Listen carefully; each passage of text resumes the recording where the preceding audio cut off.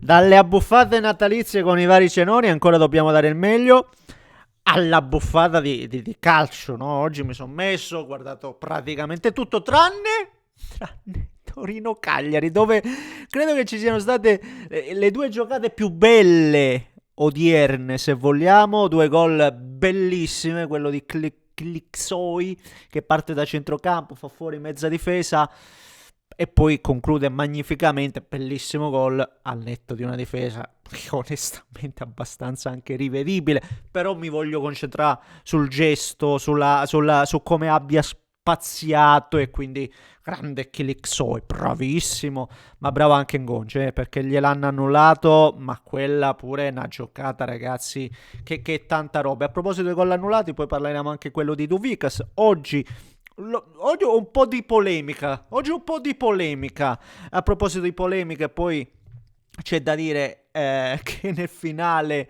la Lazio, no, si è fatta pareggiare con un gol che forse si discute. Per me c'è poco da discutere. Ma ne abbiamo di cose da dire. Innanzitutto, auguroni, signori miei, perché forse su Facebook e YouTube non c'è stato modo di, no, di scambiarci regali. Allora, davvero, ancora una volta, buon Natale, signori miei. Parliamo di quello che è accaduto fino ad ora e poi ovviamente vi invito come al solito a spolliciare e iscrivervi al canale perché la giornata non è ancora finita e c'è Pisa-Juventus che ovviamente guarderemo o no? Penso di sì.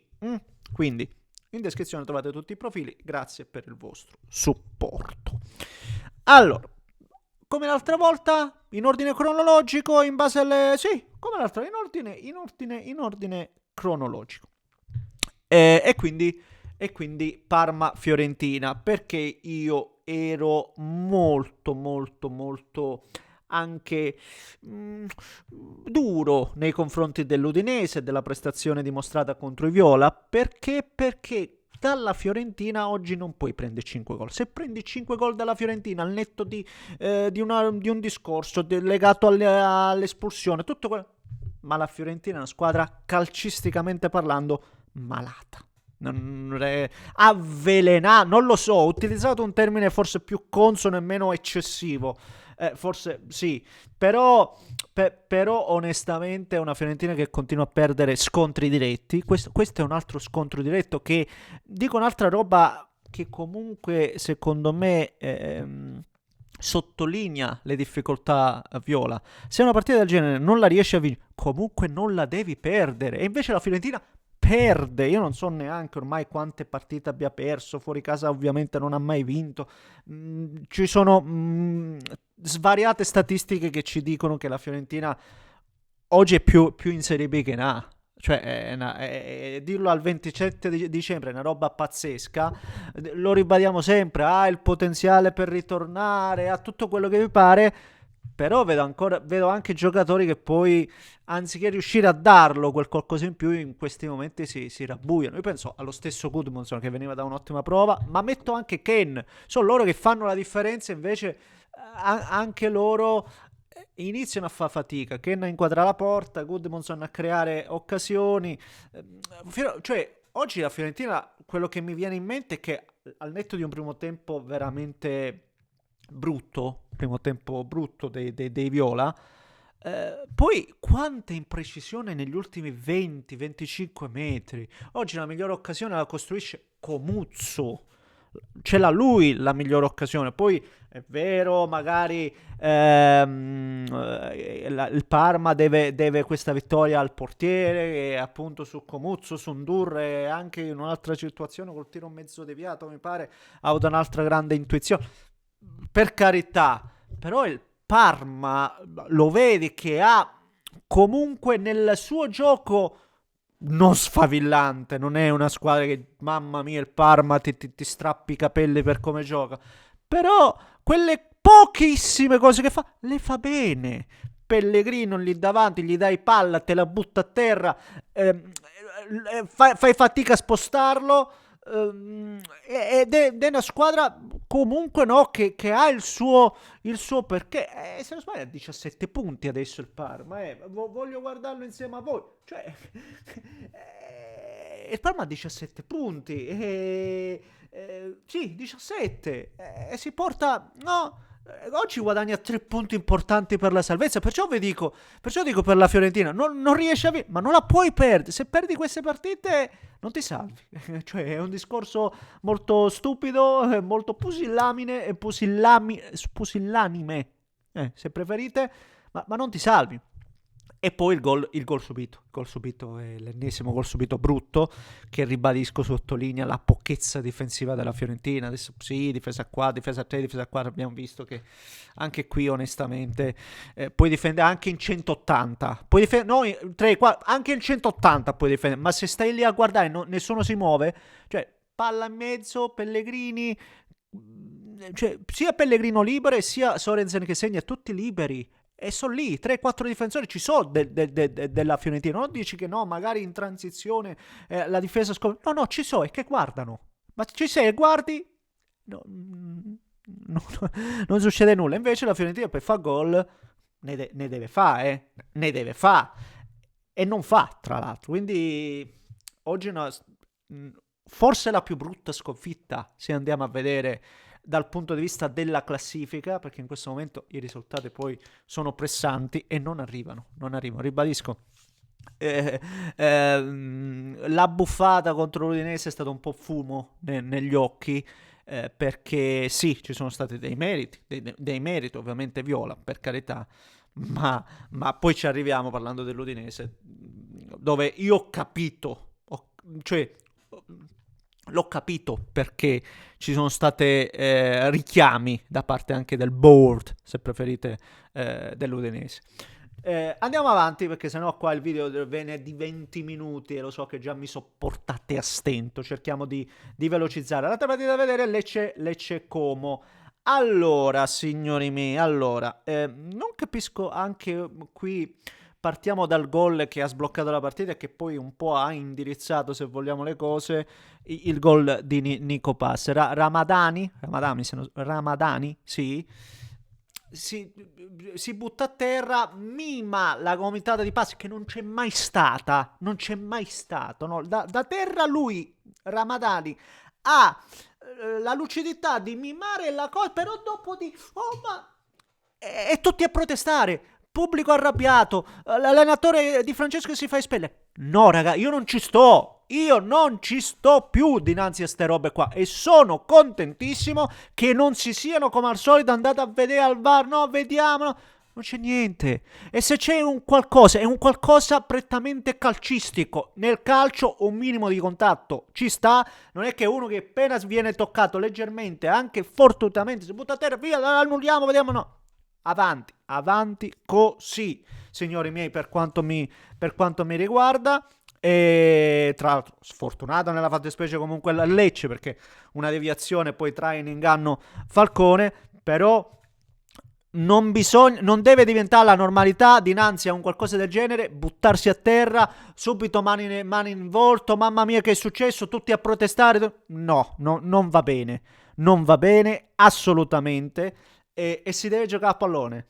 E il Como lo fa molto bene, lo fa adesso anche con un Duvikas che deve essere titolare inamovibile. Io voglio ricordare che oggi Morata è infortunato, perché se Morata non è infortunato, gioca Morata! E non può giocare Morata per Duvikas. Non può giocare Morata se hai Duvikas, che oggi ha fatto vedere un paio di robe incredibili. Nel primo tempo, girata al volo, bellissima, sempre... rovesciata, parata da Falcone. Secondo tempo, sempre una rovesciata, gol annullato. Più il gol da attaccante. Che deve fare? E può giocare a Morata, per Duvikas, può giocare a Morata. Ecco, tanti meriti a Fabregas, bravo, gioca, è un allenatore incredibile, ma su sta roba... Io ricordo quando faceva giocare Reina, che non si poteva guardare, e lui continuava a farlo giocare. E su Morata stessa roba. Caso strano, parliamo di due spagnoli. Ecco, un allenatore del genere a questi livelli deve... perché non è un allenatore stupido. Ecco, per cui alcune cose secondo me vanno anche dette, anche in maniera diretta, onestamente, perché c'è troppo differenza.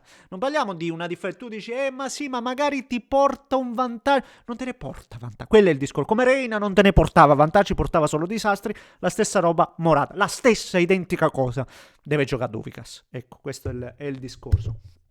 E...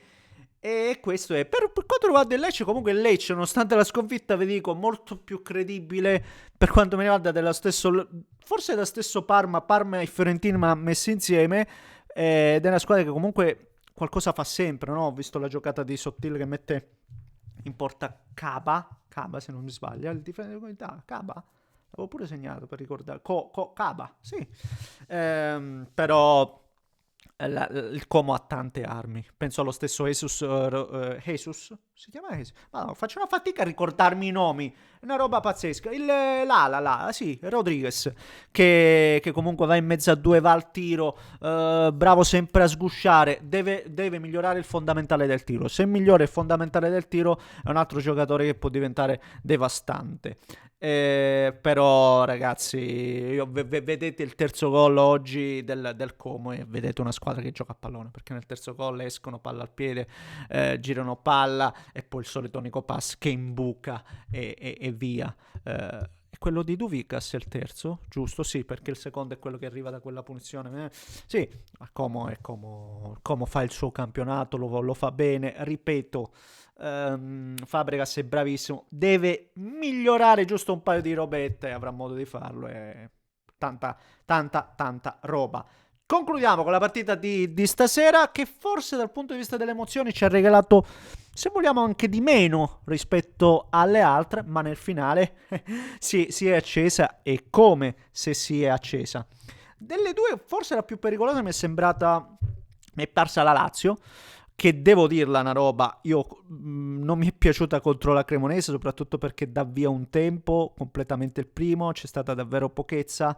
Devo dire la Lazio che comunque gioca senza il centrocampo, gioca senza un reparto, proprio gioca senza un reparto. Cioè oggi la Lazio, vuoi per il fatto che c'è la Coppa d'Africa, vuoi per gli infortuni, Rovella, Della Bashiru, Basic, Guendouzi, cioè un intero reparto out, e forse questo dovrebbe portare anche un reale cambio modulo, no? Il 4-4-2 che a me piace tanto, che poi è una sorta di 4-2-4, sì, 4-2-4, 4-2-3-1 a seconda poi dei movimenti in campo, lo sappiamo bene.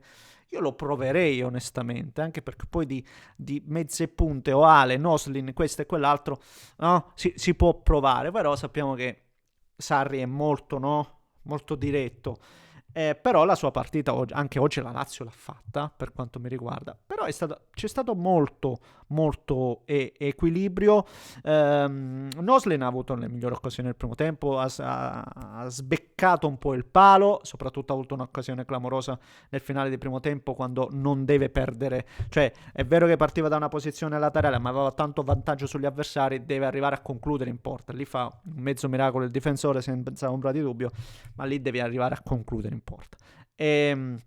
O meglio, ci arriva a concludere in porta, ma viene deviato. E poi un bello tiro anche quello di Zaniolo. No, l'Udinese oggi, ecco, oggi l'Udinese almeno l'abbiamo vista in campo. E quindi e poi soprattutto vai sotto, non molli, ci provi fino alla fine a giocarti le tue carte. Quindi è vero che è stato un po' forse eccessivo mandarli a Natale in ritiro, però è onestamente quello che ho visto contro la Fiorentina non è accettabile. Molti dicono ma sai comunque no, per me non era accettabile, perché l'Udinese poteva fare di meglio, e lo abbiamo visto il meglio, perché poi stasera poteva anche non vincerla, poteva perderla, l'avrebbe anche persa se vogliamo, se Davis non fa una grandissima giocata, poteva anche perdere, però te la giochi, sei in partita. Invece con la Fiorentina quasi la scusa, il pretesto dell'espulsione per via, lasciamo stare. E questo è importante. E poi trova un gol bello, e secondo me che ci sta, cioè un pareggio che ci può stare, un pareggio però non muove la classifica per nessuna delle due. E poi, visto anche forse qualche polemica di troppo, onestamente c'è poco da polemizzare, secondo me. Poi, attenzione, io sono curioso di andare a sentire un po' che dice il regolamento, perché sentivo Marelli che diceva, no, ma sai, perché c'è l'immediatezza, che anche se la tocca 50.000 volte, per loro è immediatezza. Forse l'ho capito male io quello che ha spiegato Marelli, o forse devo riaggiornarmi, però in un caso o nell'altro per me deve cambiare il protocollo. Se il protocollo dice che no, solo perché l'ha toccata prima col braccio e comunque segna lui stesso, anche se passano 5-10 secondi. Cioè, che discorso è questo qua?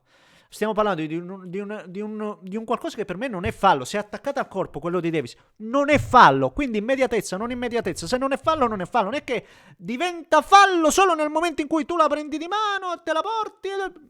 Ma che è sta roba? Ma che è sta roba? Sti protocolli, ste cose assurde. Ma di che stiamo a parlare?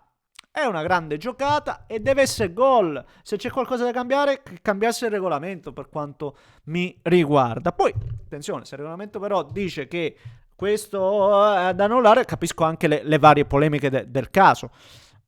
Ma lavoriamo sul protocollo in ogni caso. Ecco, scusate il giro di parole.